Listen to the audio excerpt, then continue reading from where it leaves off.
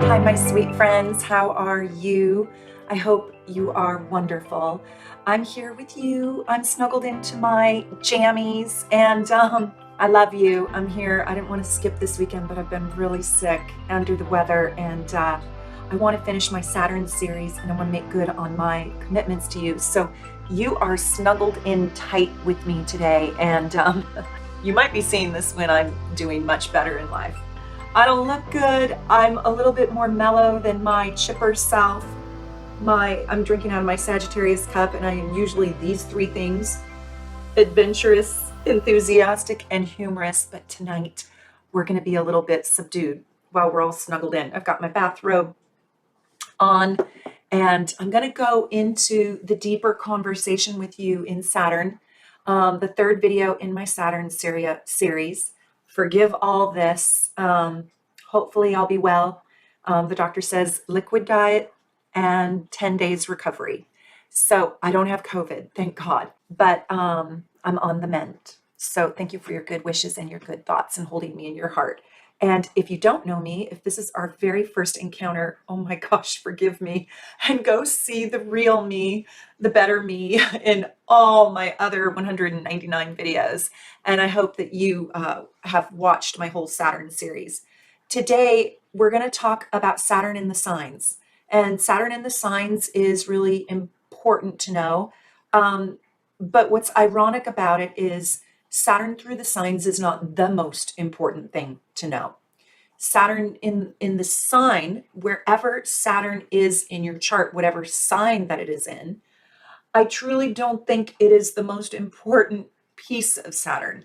I think the house and the aspects to Saturn are the most important pieces of Saturn, and they will explain to you how Saturn is functioning in your chart, where you see the sign, whatever sign you have Saturn in, it is important, but it's the reason why I'm putting it third in my series is because I think those other aspects, the aspects to Saturn, the house that Saturn is in, and even Saturn transiting your chart.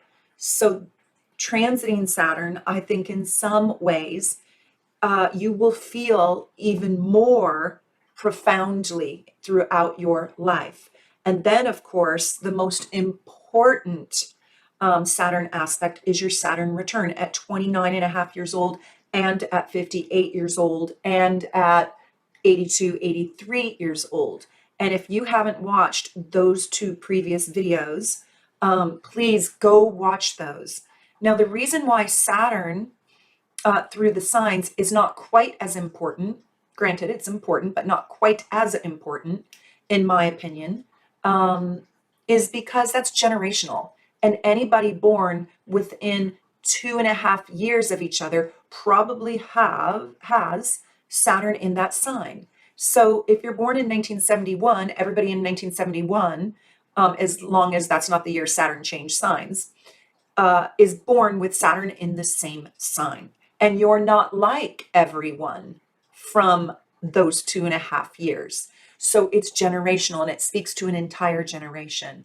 But where it is at, in what house it is in, and what aspects it is making inside your chart to your moon, to your sun, to your rising sign, to your Venus, to your Mars, to your Mercury is critical. And so if you are a super supporter, you got that video, you got the aspects video. And if you are a subscriber, thank you for being here. If you're not a subscriber, please be one and learn astrology with me. But if you are a subscriber, you got to learn about your Saturn return, the most important Saturn transit of your life. And if you live a long life, you'll get 3 of them. And if you live past 58 years old, you'll get 2 of them. And so that video is for my subscribers, and this video, Saturn through the houses. So we're going to do a little deeper dive. You know me. My name is Meredith. I'm an evolutionary astrologer. My company's name is Soul Navigation. I hope you know everybody on my team here at Team Soul Navigation. They are the most wonderful and incredibly talented and gifted readers, and they will be here with us on the live premiere chat. So do the chat replay so you can see their comments too. And we're going to go into Saturn through the signs, and I'm going to give you a little deeper conversation about your placement. Now, Saturn, if you didn't watch the other two videos, go back there, watch those other two videos, and then come back over here. Or watch this and then go watch those two other videos and then revisit this video a second time. Saturn is the planet of karma. And why am I focusing so much on Saturn? And isn't it ironic that I got sick, really, really sick inside my Saturn series? And Saturn brings illness and sickness a lot of the times. It's where our Achilles heel is. It's where we are weak and where we will overcome and become strong. It is the Lord of karma. And so I can see your karmic contract. I can see what you are here to learn and overcome, and what the obstacles will be, and like the work that it takes to pay your karmic debts and cash out the rewards. So Saturn is exhilarating and it's thrilling, because when you do your Saturn, you get a brilliant karmic payout. And what does do your Saturn mean, right? Well, we're going to talk about it. So what karmic themes are you going to dance to in this lifetime? Well, I'm going to tell you. Now, here's what I want you to do. I want you to get the charts. If you don't already have your gorgeous natal chart by me, I wish I had one here to show you. They're absolutely gorgeous. But order one off my website, soulnavigation.com. Click on Astrology Charts and Reports, and you can buy your gorgeous natal chart from me. And in that, I make it very easy for you because, first of all, it's designed brilliantly, beautifully, brilliant colors, easy to read. And everything about the whole chart is really easy to read. But I give you the cheat sheets and little keys and boxes. So you can read all the boxes and you don't have to be skilled in reading the circle. And I have found other reports, other charts. It's very hard to read the degrees, and it's very hard to see the stops and the starts between the houses. And I make my charts really organized. All the earth signs are color coded, all the fire signs are color coded, water signs and air signs, but you can also just read the boxes. So it's $10, and you support a wonderful company and my team, and you help me pay for these videos. So anyways, it all goes to a great cause. It barely costs anything. You will love it. If you don't have yours, I want you to get it. But here's what I'm thinking. Get your natal chart for anybody that you love so you can see where their Saturn is, especially if you're a mother. If you're a mother, or if you have a boyfriend or a husband or a partner, or if you want to look at your parents or your best friends, get their natal charts. And then follow along through this video, and we're going to go through the signs. And you can see what signs your friends, your loved ones' Saturn is, and what their karmic contract is in this lifetime. Saturn is one of the most important planets to understand, and understand deeply. And the reason why I was inspired to do my Saturn series is because I found that there's a lot of superficial cliche understandings about Saturn. I didn't find really, really deep work, video work on Saturn. I found that it really skimmed the surface. And so I really highly recommend that you watch my entire Saturn series and you stick with me and you think about Saturn, not just in your sign, but Saturn in your loved ones' charts too, so you can understand and help them on their karmic journey. You can understand, wow, why was my mom or why was my parent a tyrant to me? Let me go look at her karma. Let me go look at her karmic contract. Or what is my child or my husband or my loved one or my ex-boyfriend? What's their beef in life? What's their deal? What's their hardship? What's their challenge? Where will they struggle? And how will karma find them? It's just massively riveting and exciting. And I wish so much I felt better to animate my excitement, enthusiasm like I do in all my other videos.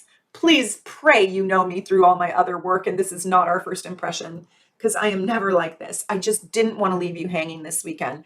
And so I'm here with you. But I wish I had the ability physically to animate to the profound degree that I feel with the importance of Saturn. And people who get their Saturn right turn out really, really well. They turn out to be some of the most powerful people in the world.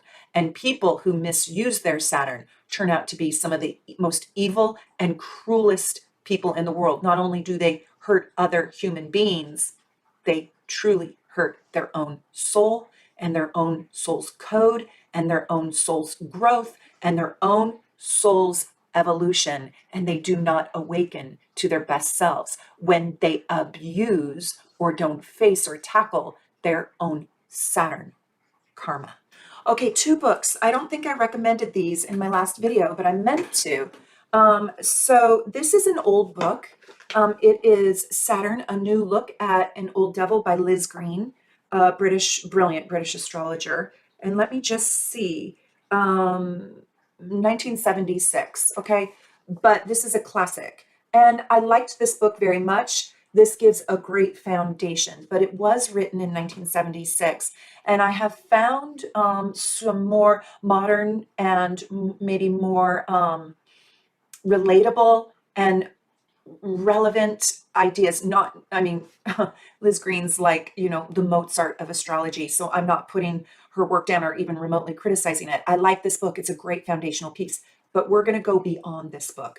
I do recommend, though, that you have this book inside of you. It's a great Saturn Bible. So A New Look at the Old Devil. I really like how she talks about the aspects in the birth chart. And then if I have the stamina to do a 4th Saturn video. Oh, by the way, if you are a super supporter, I am going to tell you about my personal Saturn return secret story. And if you're not a super supporter, go be one. For 25 cents a day, you get all my behind the scenes videos and you get to learn about astrology in a little more of a personal and intimate way. I don't want to put it all out there, for the whole world to see, even though I have the whole entire world seeing me in my bathrobe. But I'm going to tell you and share with you my Saturn return stories and the wisdom also that comes along with hindsight, looking back onto that 28th and 29th year. What I like about Liz's book is she talks about Saturn through the houses, critical. You can only know that, by the way, if you know your own birth time.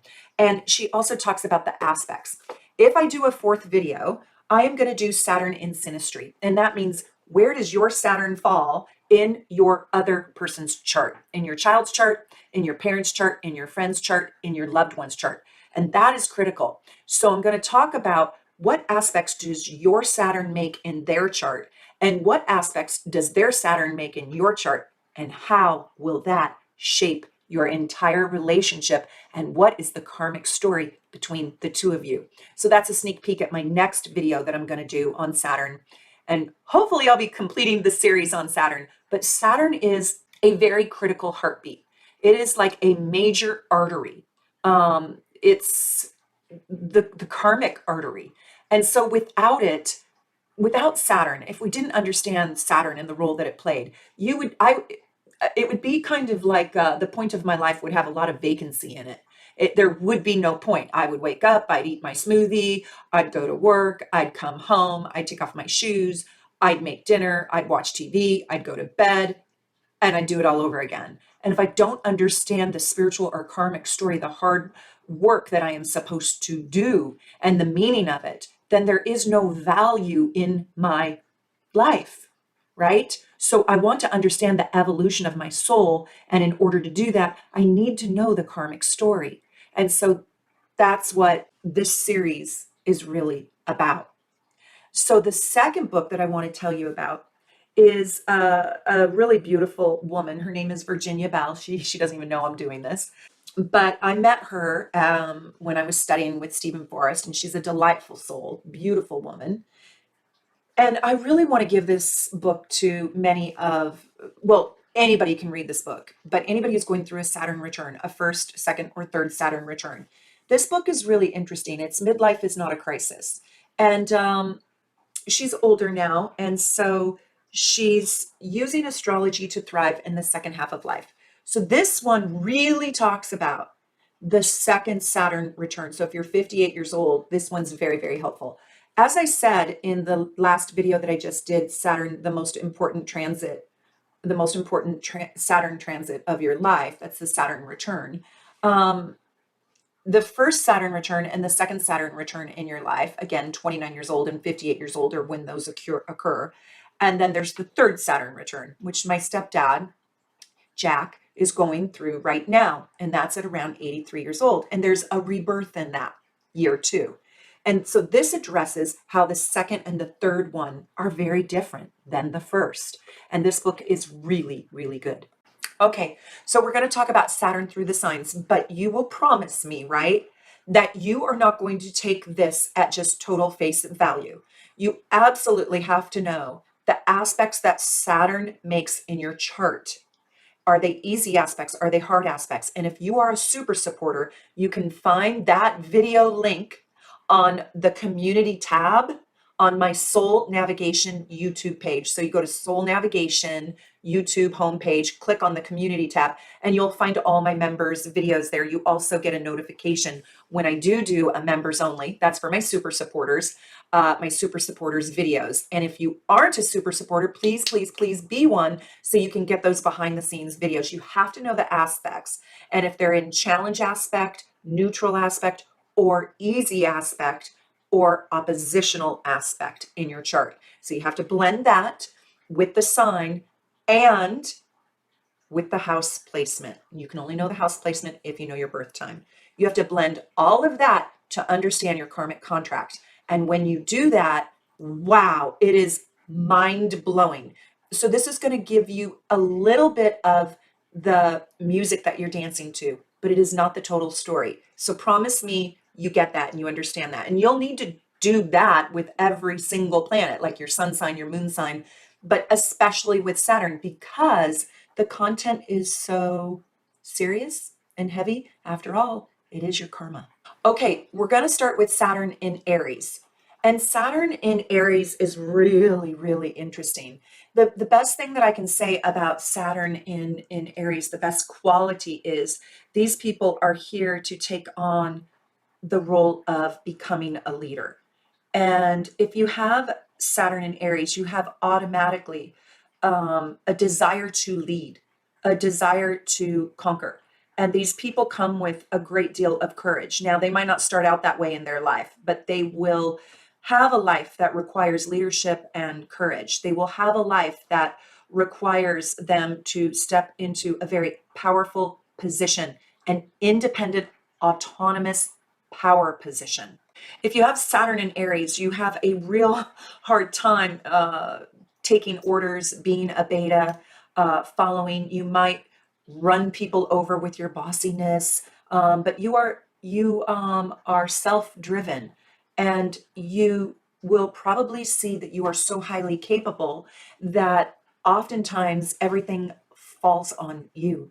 Now, you're going to also see and learn that a great deal of freedom comes through having great amount of responsibility and a great amount of discipline. You are going to be the first to become something or the first to do something if you step into your responsibility, and if you don't fall asleep at the wheel of your life. You will be given opportunities to truly grow. And if you take those growth opportunities, you will really have the opportunity to become a genuine authority in your own life, blazing your own trail. One thing that I see with Aries, Saturn and Aries people is oftentimes they can feel, or they can have karmic challenges that make, let me just say, challenges in their life can be where, especially at the beginning of their life, they find themselves in situations that create insecurities, where they have a lot of self-doubt. They don't know if they are capable, valued, or worthy of, or of if they don't always understand right away or immediately. They usually have to learn that they actually can tackle the challenge, and that they are not inadequate, and that they are capable of the responsibilities that they need to face in their life. They will have immense, immense responsibilities and undertakings to tackle. And those challenges may intimidate them, and secretly they may have to fight or overcome the feelings of insecurity. And that can be very painful. But once they push through the wall and they just try and they take the risk and they step into their courage, they can actually be very self-sacrificing in their pursuit of of blazing their own trail, of independence, of creating their own life on their own terms, their pursuit of leading. And then there's so much glory on the other side of being fearful, stuck, and stifled in their power. So when you have Saturn in Aries, you are going to have to, bottom line, face your fears and take on challenges. And you're going to have to face your fears in ways you don't even want to. And you're going to have to take on challenges that you don't even want to take on. And you might resist it. And if you resist it, you stay stuck in your insecurity. And if you don't resist it, if you take on the challenges, you become that great, autonomous, individuated, independent, pioneering maverick in your life. And you step into your greatness and your own individual power. But it requires so much courage. You have to probably stand up to bullies. You probably will experience people who want to dominate you, put you down, hold you back, and make you feel insecure. This could be as a little boy or a little girl, where you had to take on some bigger or more powerful person than you, somebody who was in a leadership role or a parent or an authority, and you had to learn how to dominate. And you might have come from an underdog position, maybe just because you were smaller than them or younger than them, or maybe it's because you were at some disadvantage. Tell me your Aries and Saturn story. Did you have to muster up some courage? You know, a lot of movies are made out of this, where the little guy rises up and champions the bad, evil force and eventually takes them over, blazes their trail, and then creates goodness out of their own triumph. Saturn in Aries is very, very triumphant. If I had to give it one word, I would give it the word triumphant.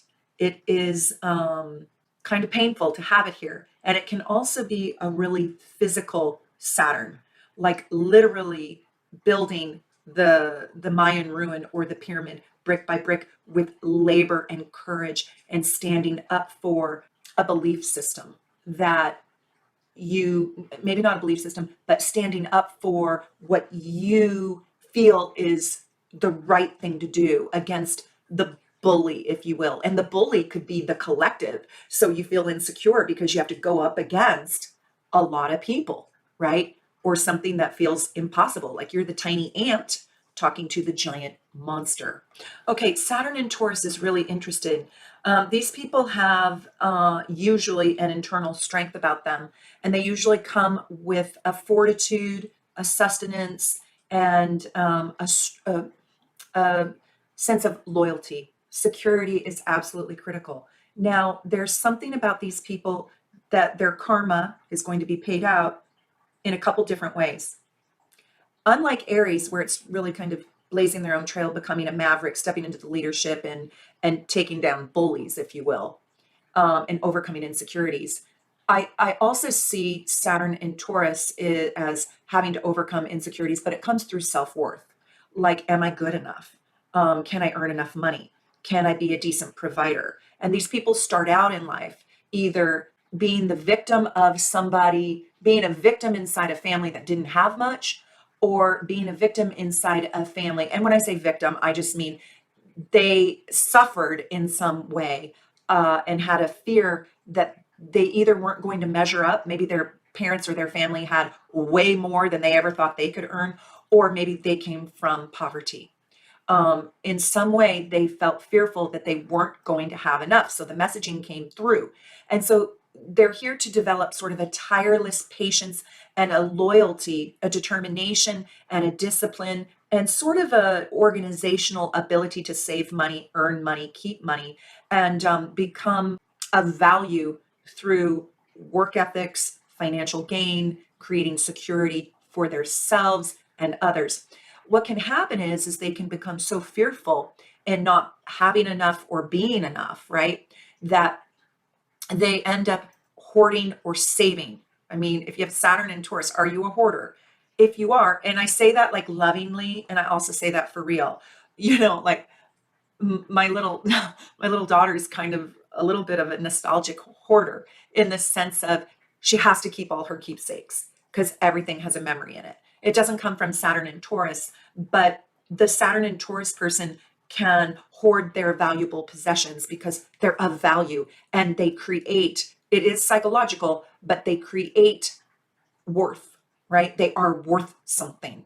But they can squirrel away for a rainy day, so much so that they don't necessarily live in the present joy, right? So they can have $200,000 in their bank account, but the sacrifices that came with having what they had to do to create that cost them sometimes a lot of joy. So this can feel like a pessimism, like working so hard that the seriousness kind of crusts into them, and hard for these people sometimes to find their joy, but they're supposed to find their joy. So I think if you have Saturn and Taurus, you're going to have an overhaul around your value. And your karma is going to show you, ironically, one thing I want to say that I've really learned is that you will always find the deepest truths in irony.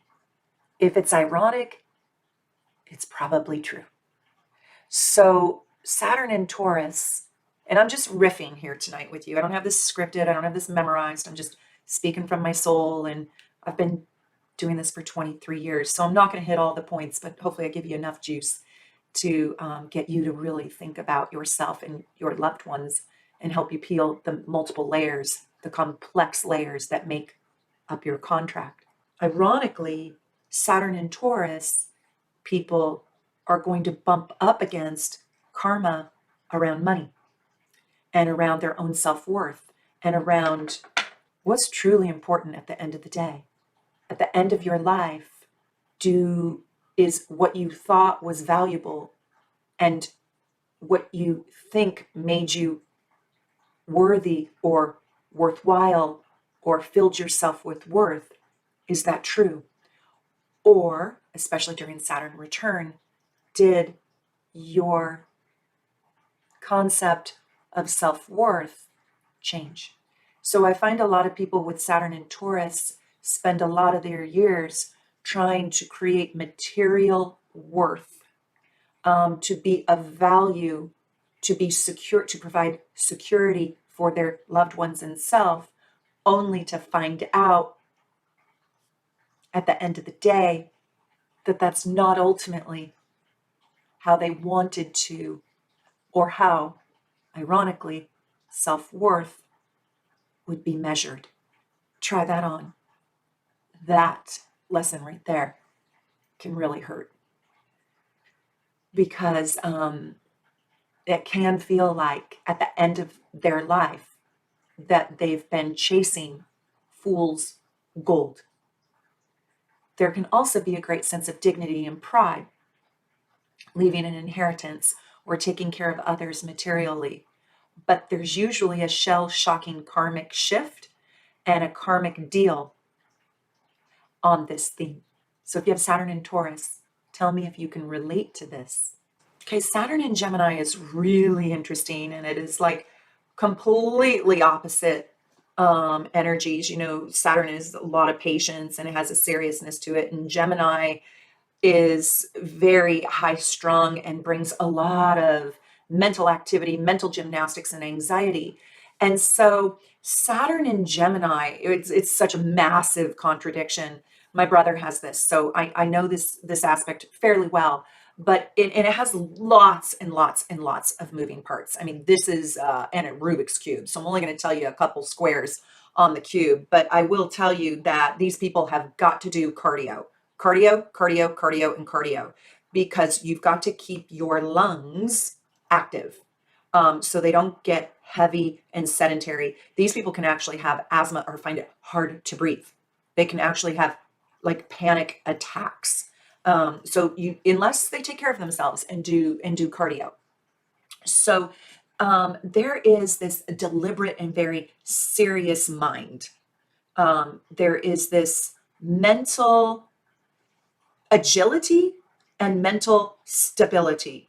And these people will focus on deep and difficult matters and creating solutions to problems. They're going to come up with Saturnian, practical, pragmatic, material solutions to ideas. And they're going to be able to organize a large amount of data, I should say. But there's a nervous tension and there's sort of an impatience to them. There is a feeling of mental superiority, but they have to overcome feeling mentally inadequate. So for the first portion of their life, they're either going to be around brilliant authority figures or parents that make them feel inadequate, or they are going to see that they're either not very good in school or they're too smart for school, and so they get bored, or they're going to feel like they don't know enough, they can't learn fast enough in order to take on the challenge to prove to themselves that they are smart enough. They are steady enough to learn solutions for the most complex problems. These people usually end up being brilliant and quite mentally disciplined. They usually end up proving to themselves their own genius, but it comes through being mentally challenged. So they might have to fight with their own mind. They might feel like they have so much anxiety that they have to control their mind. They might feel like they are psychotic. They might be fighting a mental disorder, a psychological disorder, and impatience, and ADD and ADHD.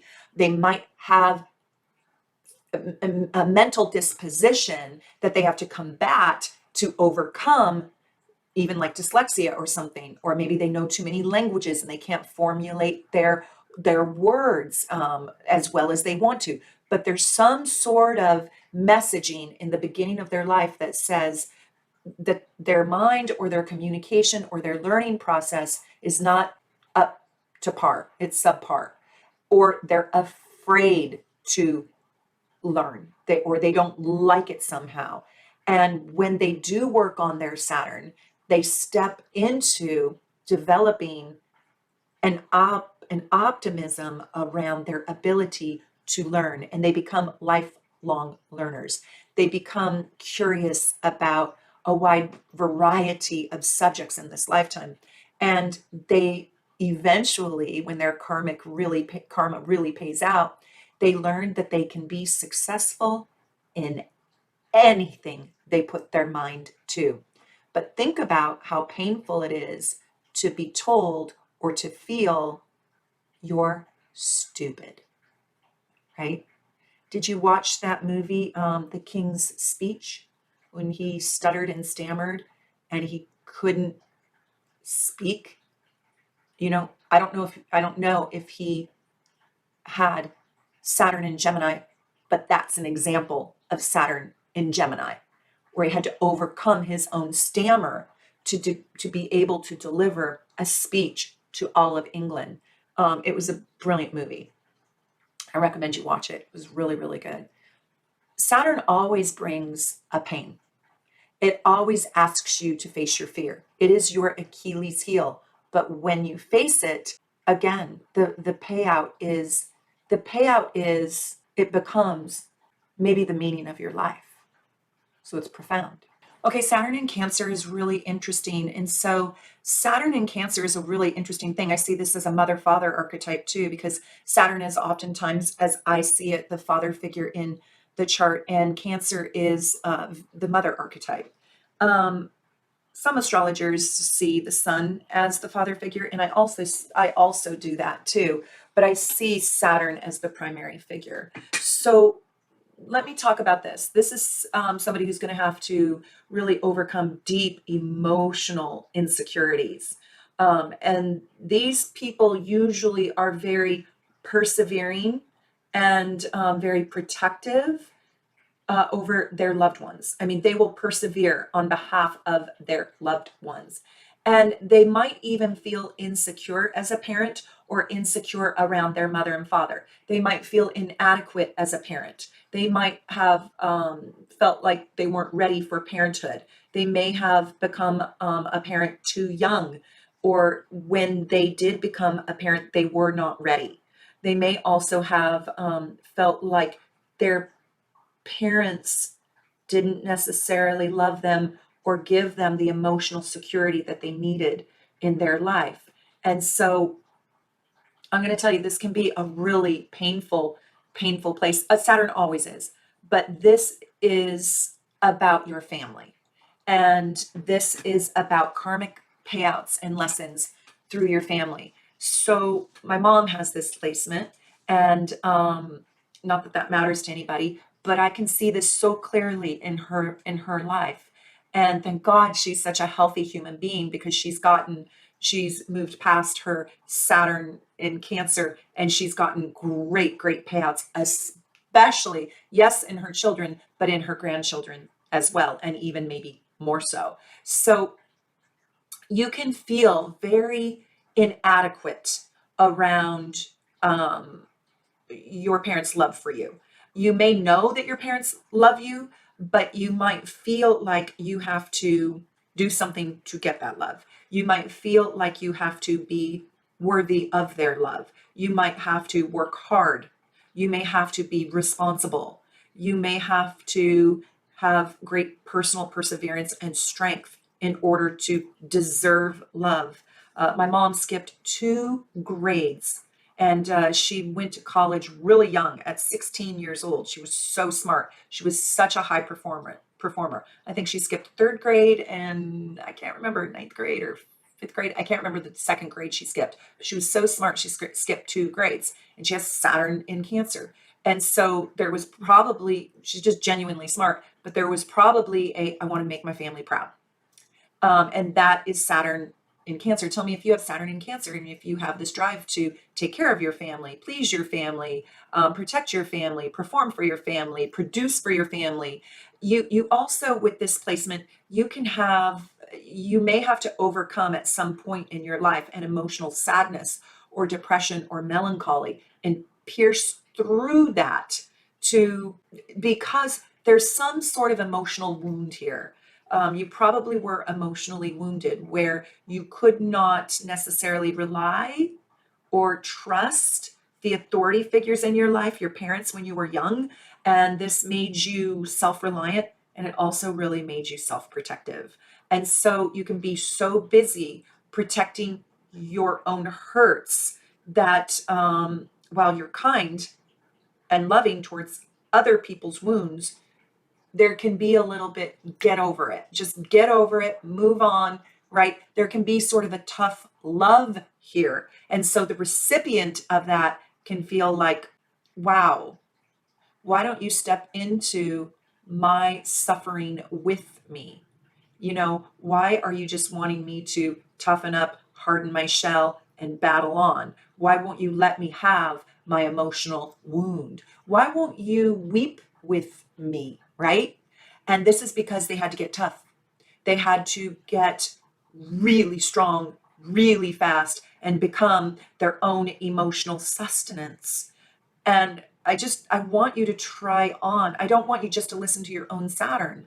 I really want you to try on all these different Saturn placements and see who in your life has what.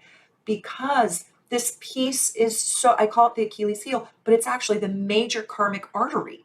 When I step into somebody's Saturn, that is how I become a great astrologer, not just a good astrologer, not just an okay astrologer, but that is how I feel your pain and your wound.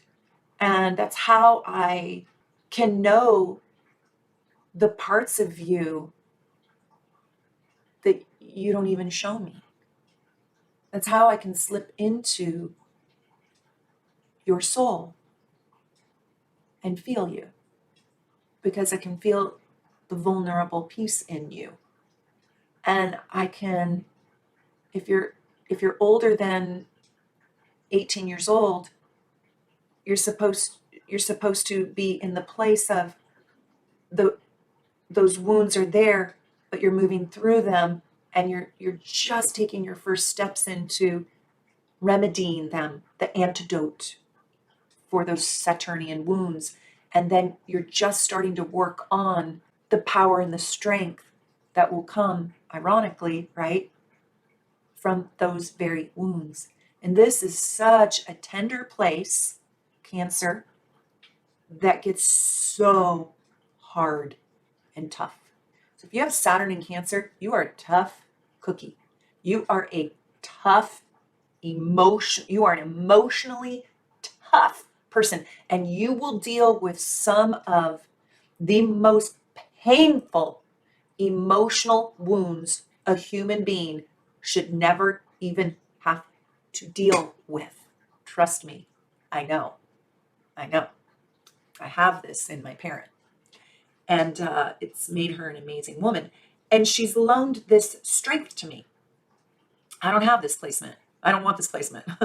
This one's too hard for me. I'm not this tough. I don't want that. But because my guide in life had that, she has given me coping skills, coping mechanisms that don't allow me to be victimized, or don't allow me to wallow for 30 seconds longer than I should. And it's a gift. But you need to be a really healthy person for this placement to do this work, because this is the management of emotions. Also, one thing that this person really needs to kind of get through it is they need to have a home. They need to have a dwelling that they feel safe inside of. So if you have Saturn in Cancer and you live in a tent, or you're homeless, or you live in a home with no locks or windows, that is so vulnerable. So to alleviate the feelings of emotional insecurity, you have to have a home that is safe. So you can't have toxic people, toxic bullies, people that will hurt you, rape you, harm you, destroy you, pollute you, poison you, right? Your home has to be a sanctuary. And that is a key to the Saturn in Cancer. Tell me your Saturn in Cancer story. Tell me.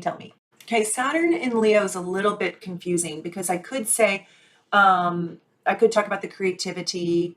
I could talk about this in a lot of ways. I could talk about this in the theme song of Joy, but really it's much broader than that. I want you to think about Leo as the king or queen. And so that really is the leader, or the authority, the authoritarian. If you have Saturn in Leo, and by the way, this is my daughter.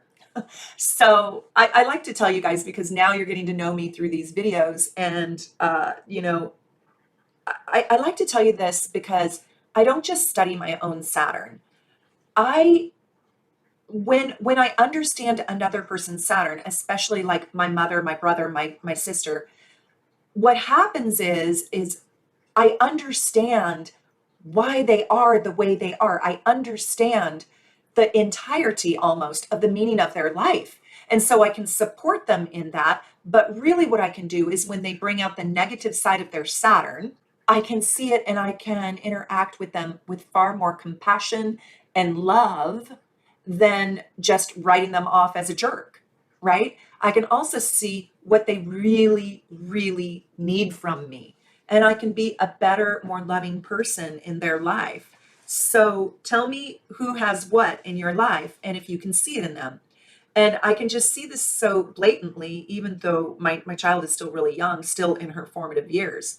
But when you have Saturn in Leo, you possess this very diplomatic and charismatic and organized executive function in your life. And you have an enormously strong will. This is one of the strongest Saturn placements. And don't write them off just at that. Like, they're going to come across as kind of stubborn and in very, very strongly opinionated about what they believe, and their self-expression is absolutely critical. And they have an efficiency about them too. Now, where they get a little bit stifled is they have trouble expressing their emotions and their affections. And they can even come across ironically as like cold, aloof, detached, and unloving. And that is what's so weird, because it is the last thing that they really are. It's a mask. Leos wear masks, and that is a mask that they wear. They wear the mask of the queen. Are you guys watching Bridgerton? Tell me, are you watching Bridgerton? Oh my God, I'm feasting on that. And it is all a masquerade. That is Saturn in Leo. And they need people in their lives that can go, get rid of the mask, right? Of course, we're not going to say it that way, but people that can melt the mask. So Saturn in Leo needs love, love, and love. And they know how to give love. They struggle with receiving it. They don't like a lot of mush, but they want a lot of mush. They don't like a big, groveling fuss, but they want a big dose of admiration, right? So they can really isolate themselves from others, pretending like they need nothing. Because to need your love is to be vulnerable to you. And I refuse, as the queen, to be vulnerable to you, my mother. Right? It has a lot of dramatic flair, but it's true. I forgot right there for a minute that I'm actually sick. So thank you for laughing with me. Oh my God. But I live with this one. And so there's a lot of there's strong feelings of duties and responsibilities and, taking care of business by doing what's required. But here's how you know that you're with a Saturn in Leo person. They are going to give you gifts rather than giving you their vulnerable, mushy, squishy heart. If you can squeeze tears like the last drip of water in a washcloth out from those eye sockets, you're amazing. And I will say, I am pretty amazing. Because I have been able to do that. But I don't revel in that. I giggle just because I am capable of that. But you have to squeeze through the most treacherous barbed wire, right? To even get there. Because Saturn and Leo will not show you their vulnerability. They just won't. So, and they can be quite deceiving. They are the queen. And my God, their act is perfected. I mean, these people should win an Academy Award, right? They are the queen in Bridgerton. Yeah, the new Netflix show. One of the things that they are going to bump up against in life is dealing with giant karmic contracts of jealousy. So they are going to have jealousy, jealousy, jealousy as a major theme, and they're going to have vulnerability as a major theme. So far, tell me, which Saturn do you wish you had? Pick your poison, right? So jealousy looks like I am going to be so jealous, I am going to froth at the mouth, but I will wear a queen's mask. So you, my friend, my dear friend, will never see it. But some of us really clever ones will. It hurts to laugh. But I'm glad I'm laughing at my own self. I hope you're laughing with me. Looking like hell. In my bathrobe with you. But I'm just saying they're going to deal with jealousy. People are going to be so jealous of them at times. And God, that's painful. And they will be so jealous of others. And God, that's painful. It is so, so painful. But if these people can just learn to reveal the vulnerabilities in their heart, and instead of giving a gift, give the emotions freely that live inside their heart, and say, I love you. I care about you. You know, I want to hug you. I want to hold you.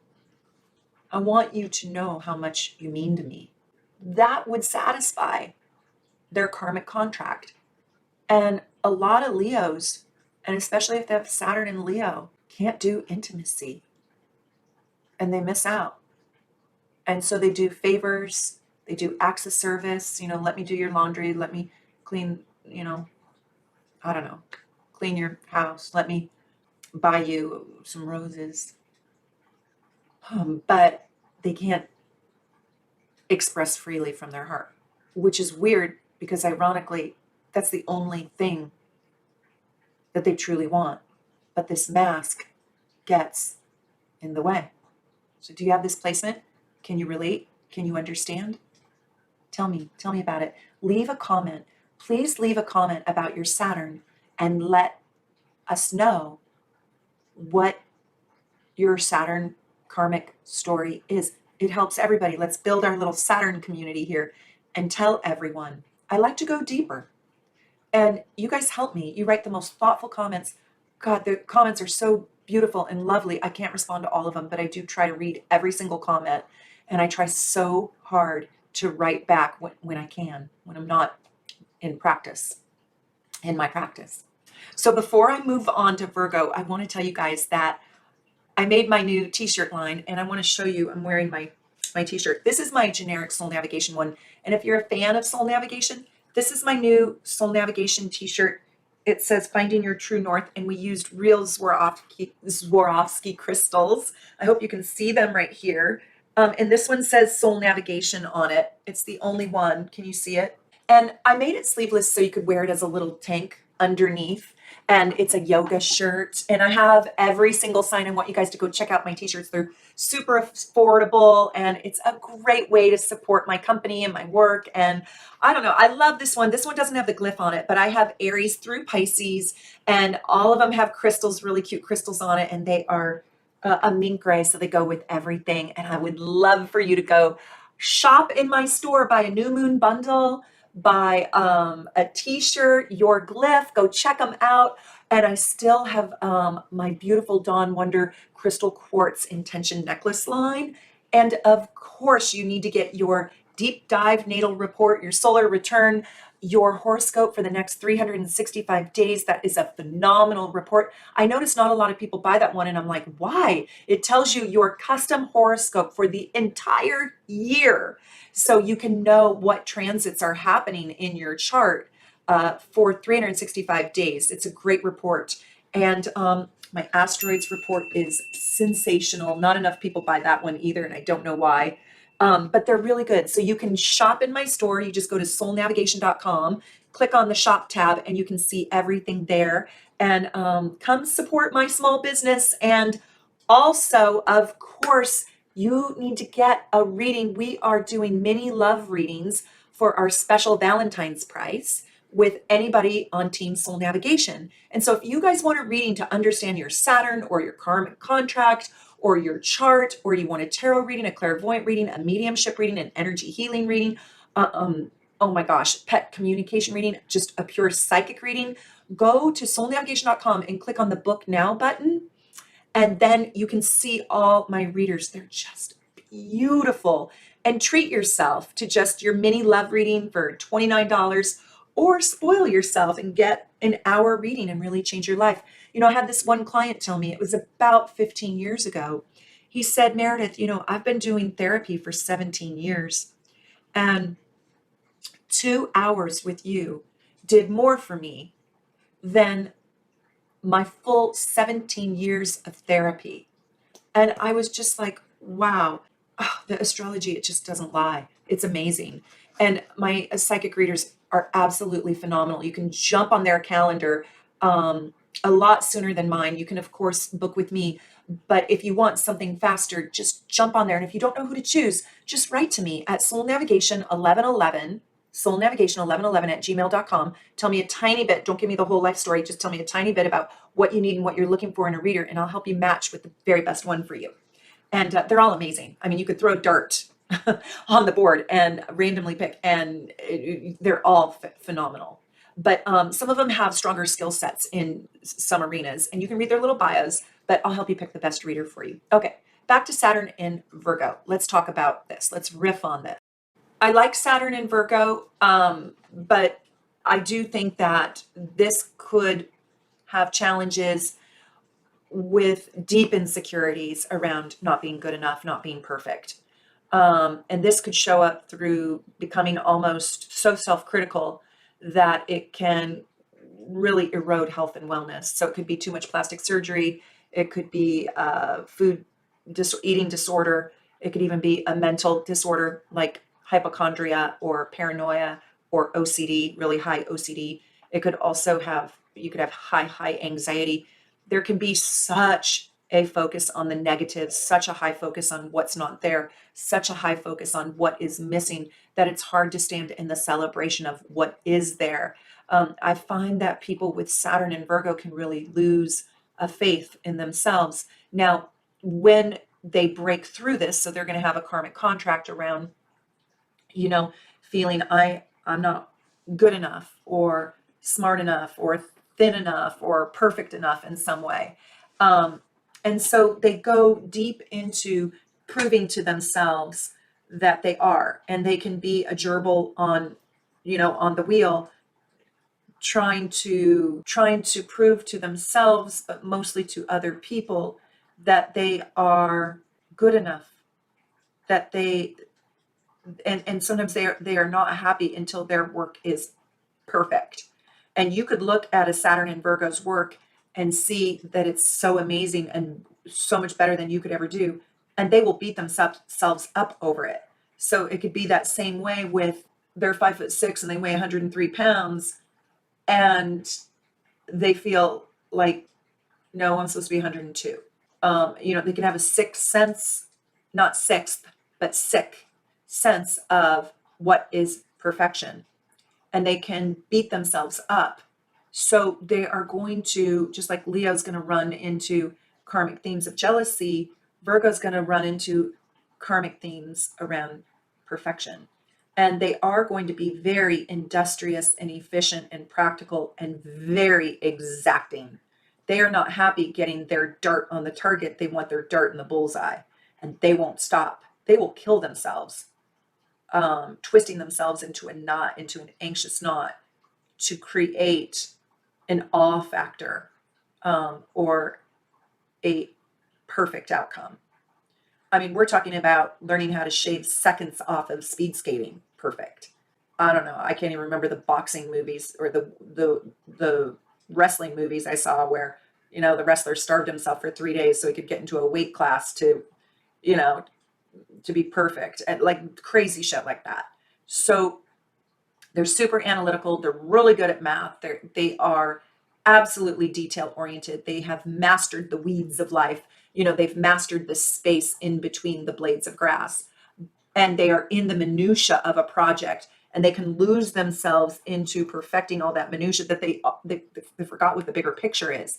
And so they can become such a phenomenal critic. I mean, wow, this would be a great movie critic, food critic, I don't know, reviewer, lawyer even. I mean, they'd be down in the weeds. Hey, you said a sunset, and now you're saying 7 p.m. Which one is it? Is it sunset or is it 7 p.m.? What's the time, lady? It's like, well, I don't know. Well, the sun set at 6:58.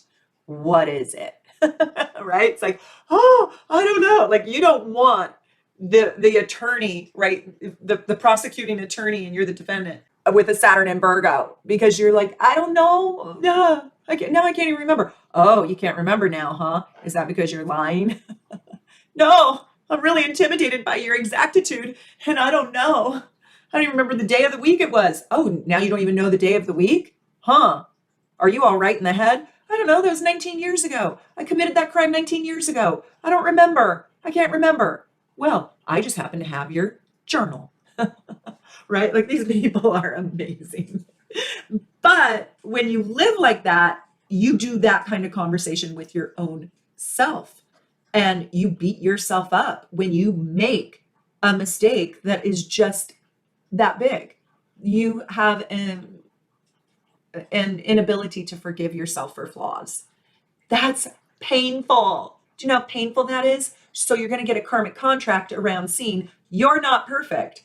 And so your world is going to crumble. You're going to be born into not a perfect world. You're going to see that life doesn't turn out perfectly. And how are you going to handle the gap between the perfect thing and where you landed? And sometimes it's like that, sometimes it's like that. But with the Virgo and Saturn, it's probably like that.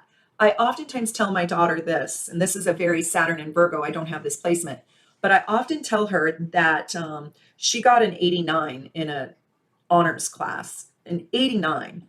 And I said, God, that is so painful. You know, I'd rather you get a 75, like a solid C. That's just like, yeah, there was no chance at an A. You know, I tried my hardest and I got a C. I got a good solid C, mama. No, she's 1 point away from an A in an honors class where it matters in triplicate, right? Like you get all this extra credit. This is high school, you know, and then it sets you up for a really great GPA, but you end up with a B plus and it's just killer. That's what Saturn and Virgo feels like all the time. That's painful. Can you try that on with me? Like that really high B that missed. So it's sort of like, I'll give you another example.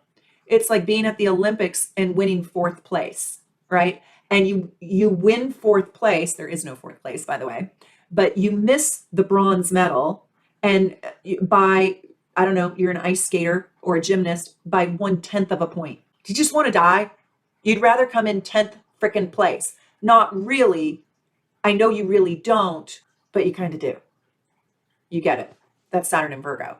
And so dealing with fourth place, dealing with the grade that's a B plus plus, you know, an 89, not a 90, which would be an A minus, which, hey, I'm on the board, is what Saturn and Virgo feels like. And what happens is this level of pain and agony and suffering, you know, the gap from missing the mark, the depression where your fairy tale or your fantasy, but by the way, it's not really your fairy tale or your fantasy because you put in the work, you grinded out the hard work, you managed the details, you were studious, you were economical with your time, you were organized, you were efficient, you were practical, you were smart. God, you were so smart. You were scientific. You studied. You practiced. You went to all those early morning 4 a.m. practices, and you didn't get the bronze, you didn't get the gold, you didn't get the silver. You got fourth place. And life delivers you those lessons to as your karmic story to see how you're going to manage this, where you landed and where you wanted to be, and how do you manage your disappointments. And do those disappointments make you depressed and anxious and have OCD and try harder and give you, you know, psychopathic in a way, mental breakdowns? Do they debilitate you, I should say? Or do they make you rearrange your concept of perfect? And do you break through that cellophane, if you will, and step onto the other side? And does it help you redefine the meaning, the value, and the purpose of the effort and the process rather than the destination? What's your favorite Saturn? Tell me what you got, and then tell me what your favorite Saturn is. Yeah. What's your favorite Saturn? Tell me, tell me. Okay. We're going to talk about Libra, Saturn and Libra. Let's do it. You want to? Okay. Saturn in Libra is going to bring karmic issues and karmic contracts around your partnerships and probably your marriage.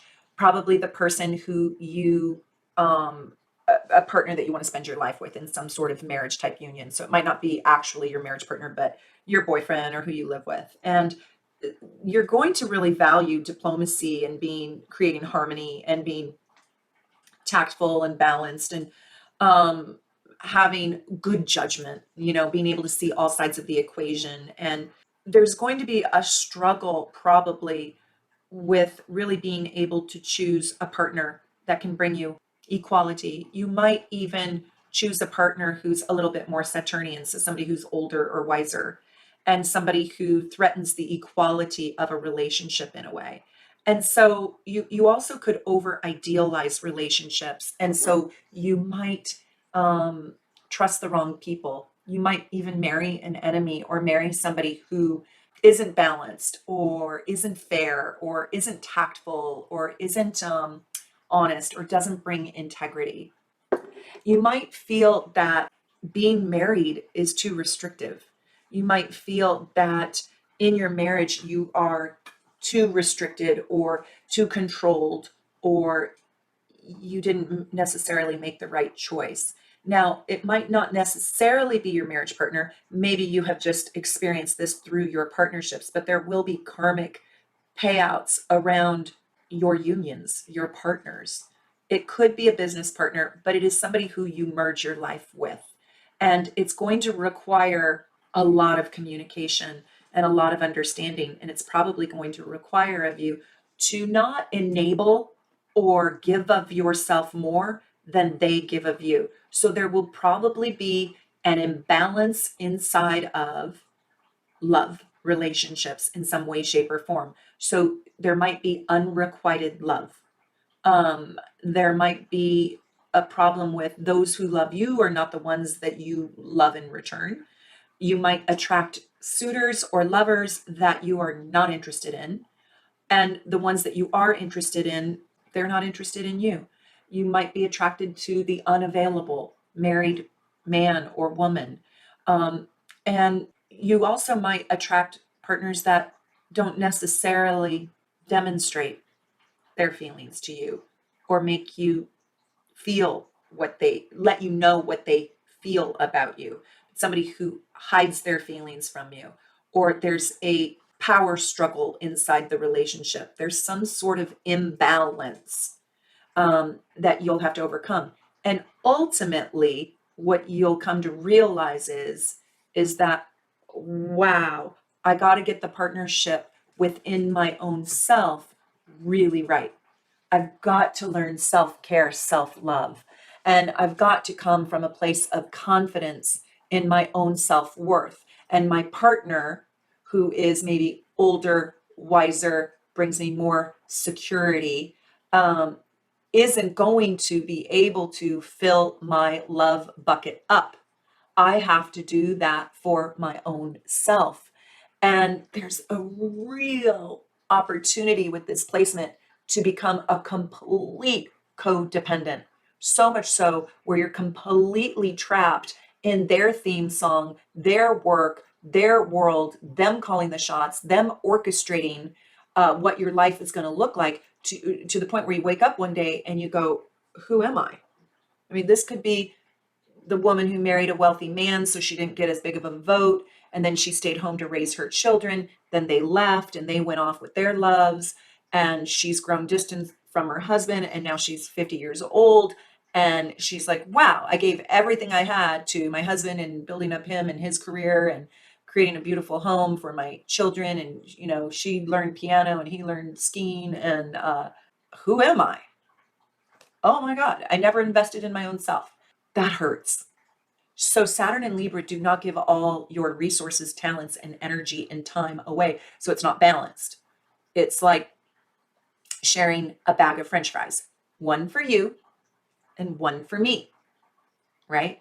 And one for you and one for me. It's not, you can have my French fries and I don't get any, even though none of us are eating French fries, right? Saturn and Scorpio can have such a psychic and intuitive seriousness. I mean, these people can be very, they can bring both the pragmatic and the psychic world together. And they can be quite the detective.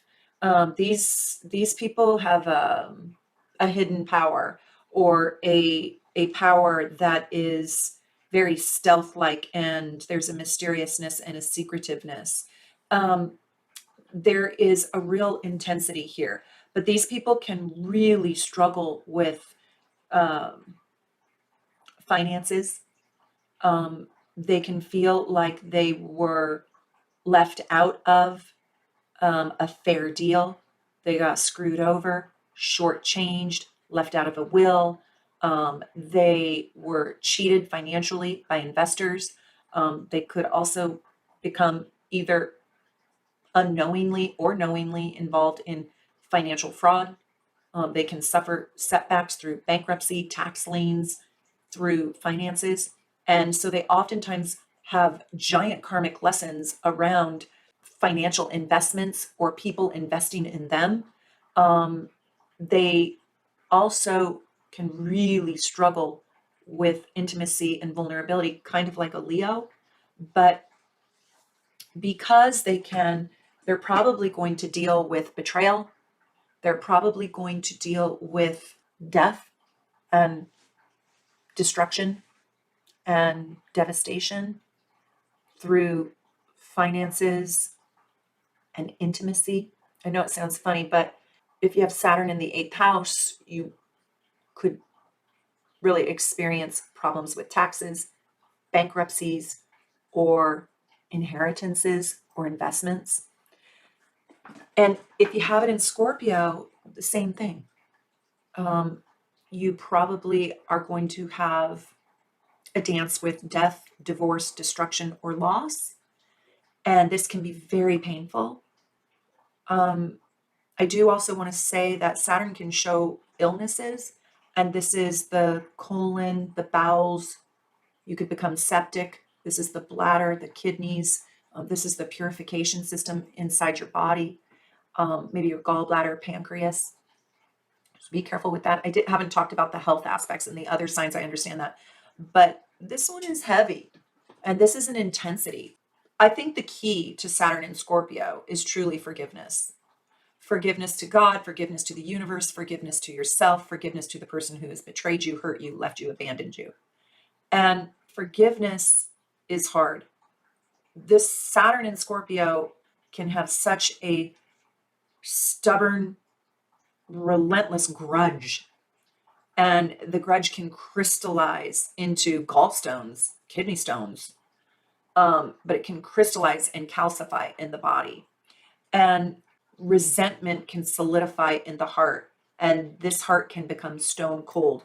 A lot like how I talked about the Leo aspect, except this is colder. This is cold as ice. And when Saturn and Scorpio can forgive, they can melt their iceberg, and they can allow love in their life and trust.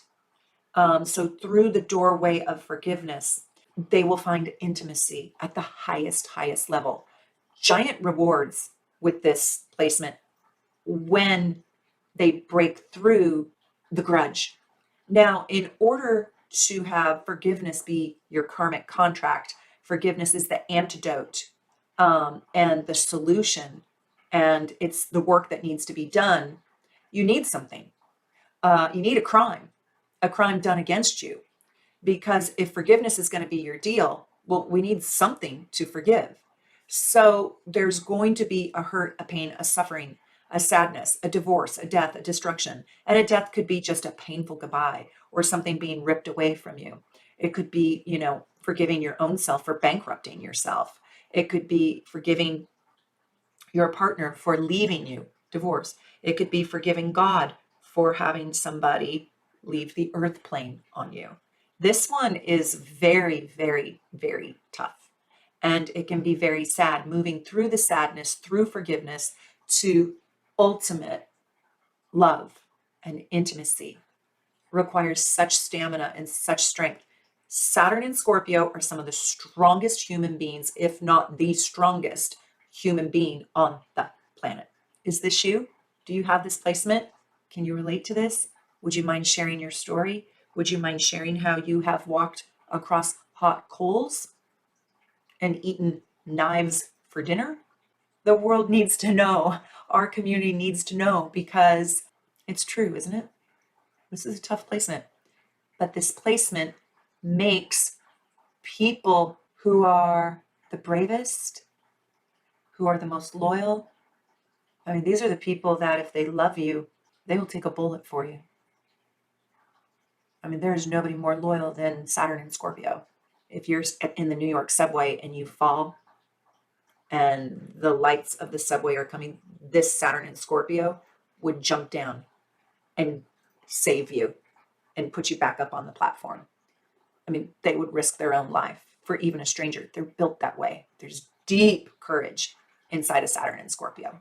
Saturn in Sagittarius is like this serious philosopher. And this is a person who can, at its best, learn over time to be very philanthropic with their time and their energy and their philosophy and their belief system and their value system. And they can become, I don't know, gurus at their very best. But Sagittarius and Saturn, when they're together, they can become ruthlessly dogmatic. And they're going to bump up against belief systems that have either been thrusted upon them that they don't want to believe in, or think of like social stigmas that they just can't agree with. So maybe they're born into a conservative family, but they're not conservative themselves. Maybe they're born into a racist family, but they go travel the world in some way and they see, wow, I didn't realize I was born into a racist family. And so they feel displaced by their own value system that they develop independent of where they sprung from or who they have been hanging out with or what they've been indoctrinated into. And so they can become quite cynical about life, and they can become very rigid and dogmatic in their, I guess, antithetic belief system that they were not born into. So for example, if I'm born into a family that, I don't know, let's say I'm German and I'm born into a family that followed Hitler. And then I travel the world and I befriend a Jewish person that I love, but I was taught my whole life that that's a bad person. So now I have a huge problem on my hands because I have to disavow and disown the very place I came from. And I love those people, right? They're my family. But I also know what they believe in is wrong. So now, hold on one second. That would be easy if the story stopped there. It doesn't. So now I can become emphatically dogmatic, overly so, to promote Jewish Lives Matter. Let's just pretend. I'm just giving you a pretend scenario here just to flush it out. You can switch this with anything you want. And now I am so indoctrinated in this new belief system that I can become so dogmatic that I've lost my rationale towards everything else. And I just want to promote this, that I've become almost ironically narrow-minded in my broader minded self. Does that make sense?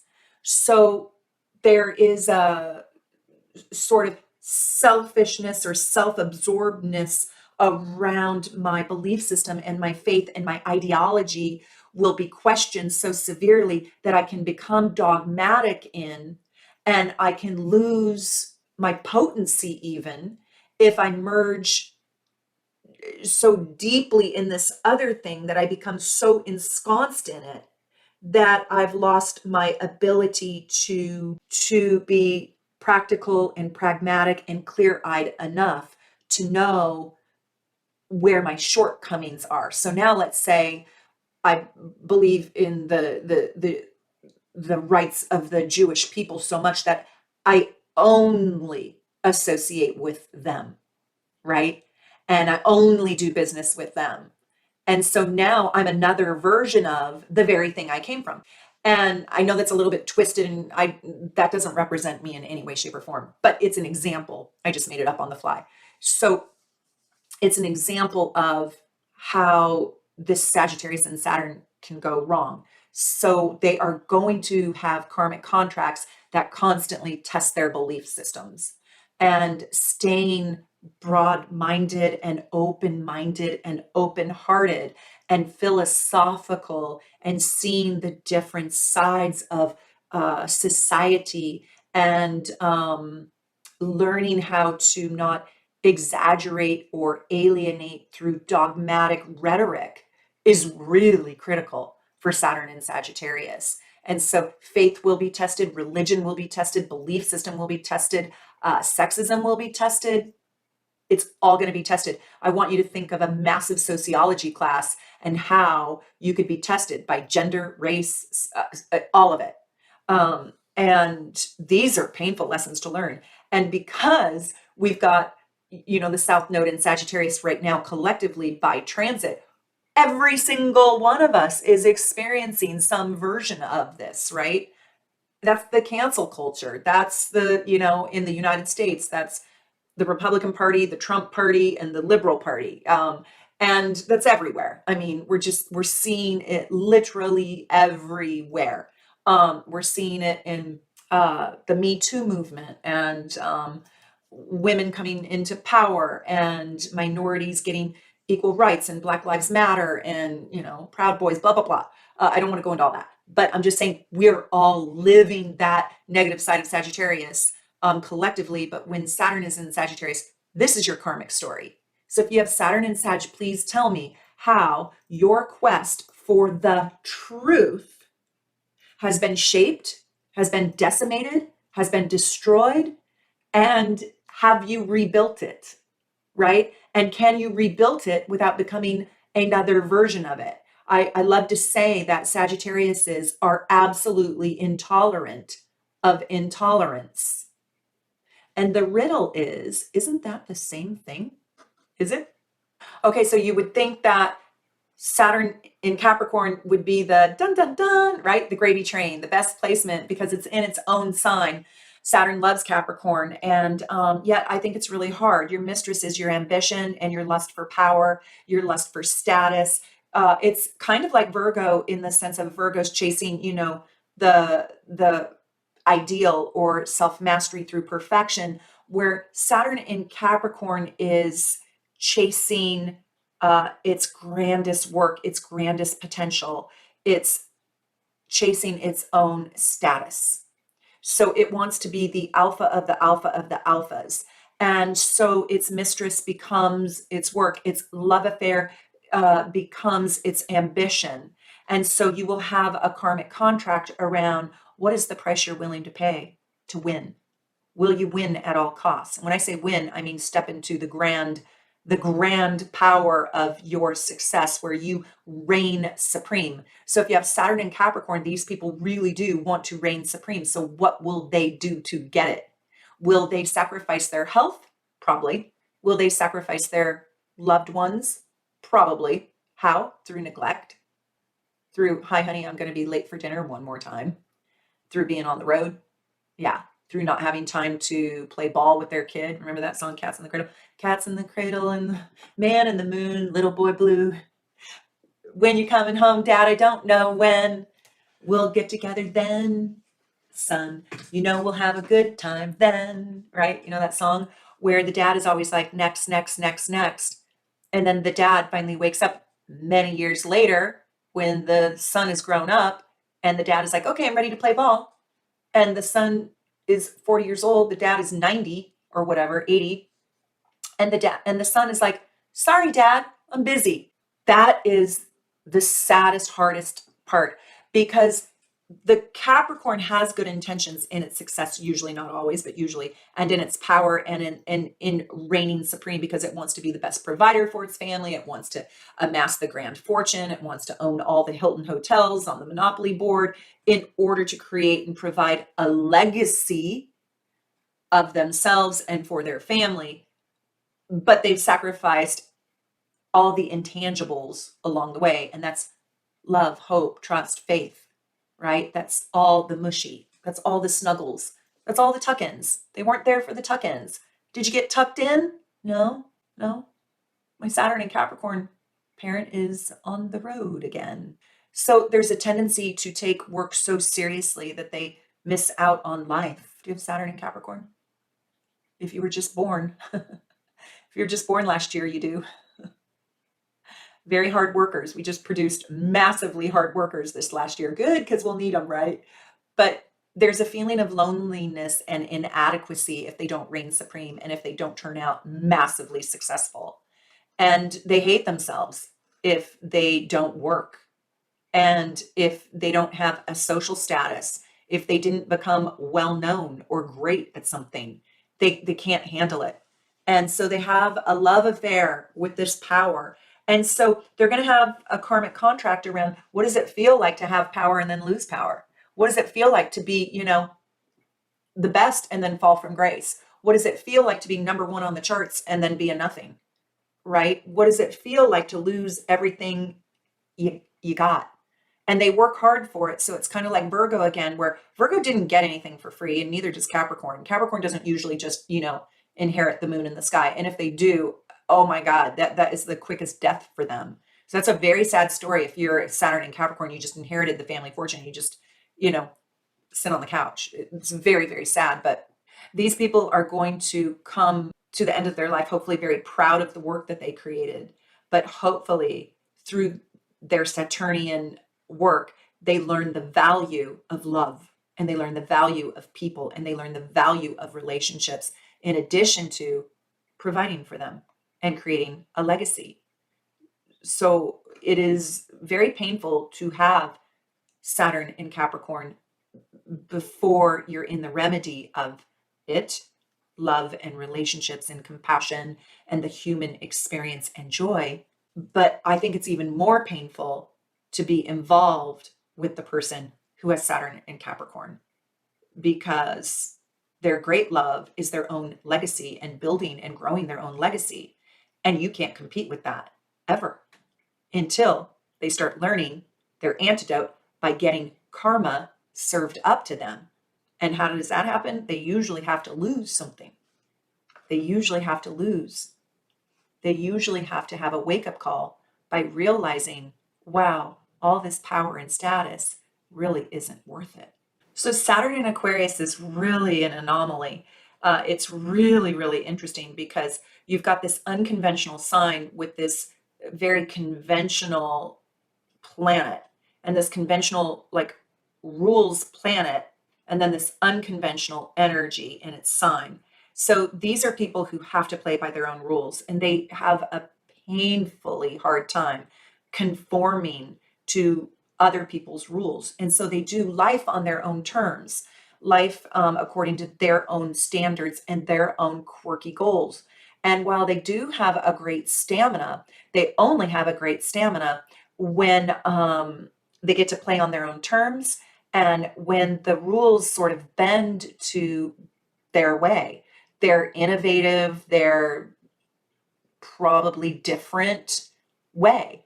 And so you're gonna work with a bunch of people, and let's just say, okay, the objective of the day is to wear purple. Let's say you have a team and you're the team manager. You have a baseball team, and the coach says, okay, we've got to wear purple today. So I want you guys all to wear a royal purple color. That Saturn in Aquarius is not going to show up in a royal purple color. And if they do, there is going to be a splash of hot pink or a splash of a different color, or they're going to do royal purple in their own way. And so because of that, because they are so iconoclastic and stubbornly so, because they feel that it is a threat to their own individuality if you make them conform to what everybody else is doing, that they resent you. And they will actually blow themselves up. They will self-sabotage before they conform to your idiotic, commonplace rules. So it's kind of like my way or the highway, but it's even bigger than that. It's even a little bit worse than that, because their way is going to self-sabotage them. So like I told you, it's irony, and they're going to learn through the self-sabotage. So my way or the highway, and you're like, no, your way isn't gonna, it's not going to get you the thing you want. I know the thing you want. And they're like, no, I'm doing it my way. And then it doesn't get them the thing they want. And they kind of blow themselves up in a way, blow themselves up figuratively. Anyways, that's painful to watch, right? It's painful to see their setbacks, but that's also how they learn. Now, don't think for 1 minute that they're going to come back to you and say, wow, I should have worn purple because it was the team color.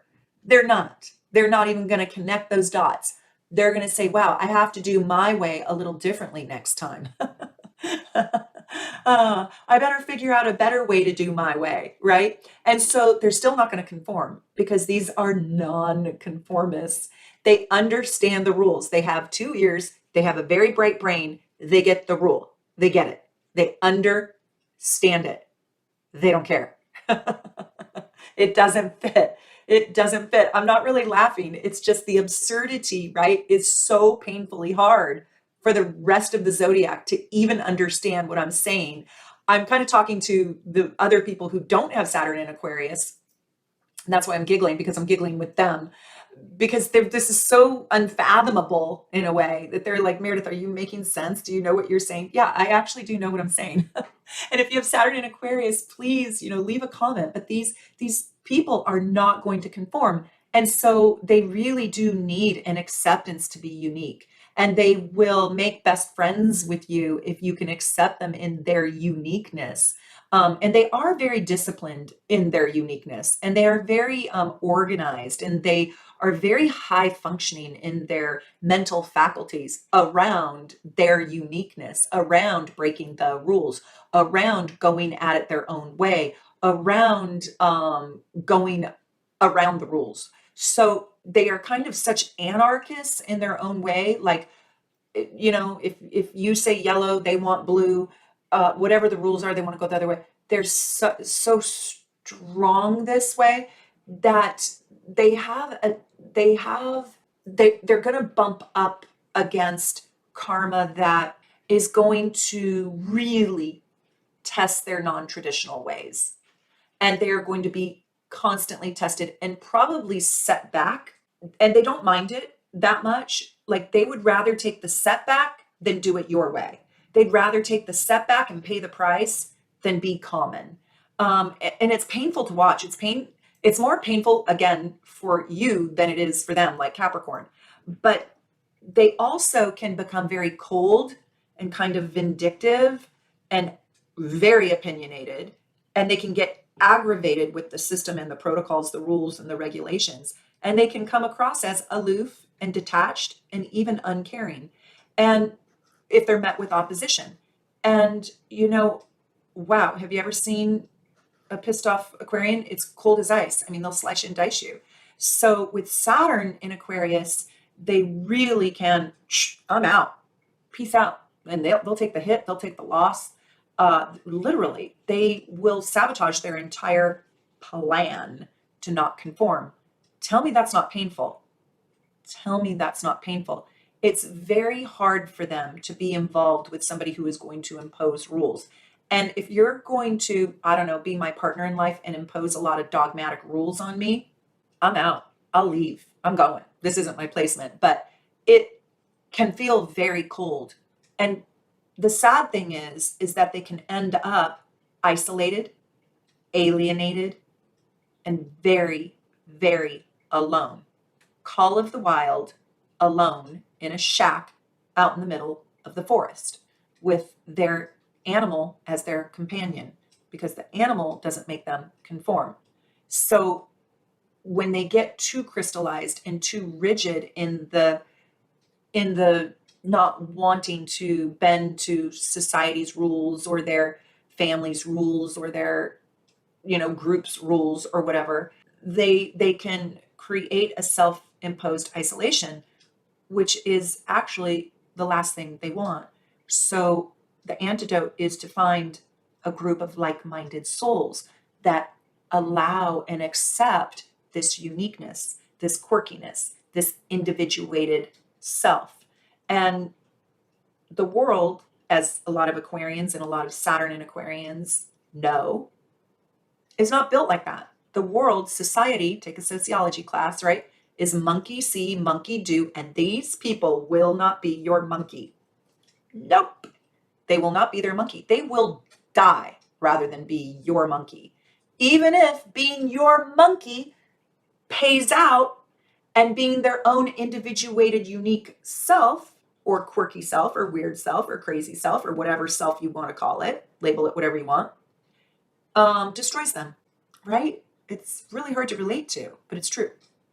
They would rather go down the destructive path of being themselves than win at life, which they don't consider winning, but you do, than win at life and do it your way or their way or the way.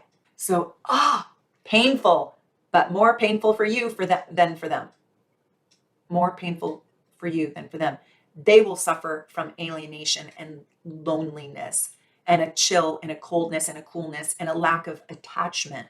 And that will hurt them. They will hurt with that. They don't want that. They want friendship and kindness and love. They want all those things. But you will have a hard time watching their choices set them back or even self-destruct them. What's your favorite Saturn? Do I sound evil? Do I sound so evil? I'm just telling you guys the truth. I haven't found heavy content on Saturn. I think people are afraid to talk about it in its truth because Saturn is not pretty, but Saturn is so rewarding when you do the work. So if Aquarius can find a way to be their own unique selves within certain sects of society and bring that uniqueness into conversation that the masses of the monkey see, monkey do can be inspired by, and they can be innovative without being totally alienated and alone, then they win. And that's what their whole life is about. That's their karmic contract. Okay, Saturn in Pisces, the grand finale. Saturn in Pisces, I think, are going to be really late bloomers. They're not going to know what their purpose in life is early. They're not going to know how to concretize, put into concrete material world their gifts, not at an early age. And they're going to probably get depressed with not being able to truly figure out super fast who they are, what the point is, what their purpose is. And they can be the lost soul for a while. And it won't stay this way forever, but they can really feel lost. They can feel like a melancholy, a sadness, and a depression around trying to figure out their life's work. Now, they also have a very hard time setting boundaries. They usually give away their energy. They usually have such sensitivity, deep, deep, deep emotional sensitivity and sorrow that they merge with the suffering souls and they can give themselves away. They can allow themselves to be raped by another just because the other person needs that. And when I use that word, I use it metaphorically, but to the Pisces and Saturn person, it feels literal. Tell me if you're Pisces and Saturn and if you can relate to that, because it's hard. They truly give themselves away to others, so much so that they don't know who they are until they really have to work hard at it. And I think that this placement has, this is the last sign in the zodiac. And so this present life has deep karma from the previous life that they have to still pay for. And so they're paying their karmic debts in this lifetime, many of them, not all, but they're paying their past life's karmic debts in this lifetime. And that's a part of why they're lost in this lifetime for the first portion. In their form, if you have this placement, Pisces and Saturn, will you leave me a note? Did you know who you were going to be between 0 and 14 years old? Yes or no? I'm betting most people will say no. I'm betting you might have had a dream or a wish, but it wasn't like you were actively in pursuit of that. My daughter who has Saturn and Leo, she knows who she is. She knows it. And she has cultivated in a tangible way numerous gifts, not one, not two, but she's a teenager and she's cultivated probably 7 gifts that are solid, maybe even more than that. I just thought of 7 off the top of my head. So that's Saturn and Leo. Like there's a certainty about self. In the Pisces, there's a searching about self. It's like, wow, I don't know who I am. I know I'm a good person. I know that I can make people feel better. I know that I can help people. Um, I'm, I'm compassionate. I'm loving, right? But they don't know how to put that into the world, how to wrap that up as a gift and package it. So it's kind of painful not knowing yourself and being in constant search and discovery of the meaning of your life. It's overwhelming. It's so, for Saturn and Pisces, it's such an enormous question. What's the meaning of my life? That you are like a tiny piece of rice in a tin can. Oh, I have no idea. I'm so insignificant. I don't know. I don't know how to build it. I don't know how to grow it. I don't know. I don't know who am I to be. I mean, maybe you're a Capricorn, so you get a little bit of a head start. But if you're a Pisces or a Gemini or a Sag, or you don't have any of those fixed, strong signs, it can be very depressing, and you can just want to escape your responsibilities, escape tackling the beast. It's like, I don't even know where to start, so I don't even want to try because the question is so overwhelming. Who am I? What is the point of me? Who am I going to become? I'm a tiny speck of sand on a beach. I don't know who I'm going to be. I don't even know what I could give. So this overwhelmingness of how infinitely small you are in the vastness of the whole world is very Saturn in Pisces. So Saturn in Pisces has got to step out of the sorrow, the pain, the suffering, and the agony of their past life. I really recommend you doing a past life regression. I really recommend you doing an angelic Reiki session or an energy crystal healing session with Kira or Stacy on Team Soul Navigation, or get a deep soul reading with Henny. They do great Pisces work, and to get clarity if you have this placement. But depression can occur because Pisces really dwell in the past. They're nostalgic like cancers, and they merge with the hurts, the sorrows, and the sufferings, and the losses, the pains. And they need to develop a happiness and a faith for future. And that's hard to do. So Pisces develops a little bit later in life. And here's what I want to tell the Pisces and Saturn. They become, when they break through, when they step into the truth of their experiences and their lives, they become the great teachers, the great gurus, the great wise men and women, the great healers of the zodiac. And they teach from their collective experiences. They teach from their wisdom. And they can really suffer, but it is through that suffering and through taking inventory, acquiring the intellectual and the intuitive emotional wisdom from those sorrows, from those past sorrows, that creates deep soul growth. And they might do that through the healing arts or through the creative arts, painting, music, singing, drawing, ceramics, right? Pottery, carpentry, metalwork, sound baths, massage, Reiki, acupuncture, through healing. And one of the things that's going to happen here is Saturn in Pisces is going to have stuff to be sorry about. Not that they necessarily will need to have guilt. I don't mean that, although they might suffer from that. But they will have things happen in their life that create deep emotions, and probably deep emotional wounds, in order to heal them and then to teach and heal others, to teach others about their wounds, to be able to merge. I can't merge with your wound if I'm completely detached and cold and I can't relate at all. Well, Pisces can merge with your wound because they understand suffering. And then when they get a little bit older, after their formative years, they can learn how to help heal those very wounds in self and in others. And so they have a profound karmic contract. They just have a little, because they can be so lost because they understand the magnitude of the world, they can take more time to really figure it out and understand it and understand its rightful place in the world. This video was so long. You might have had to do it in a couple different parts. I hope you liked it. I forgot that I was sick. Thank you for joining me in my bathrobe. I'm a little embarrassed. Get your soul navigation, Finding My True North t-shirt at soulnavigation.com.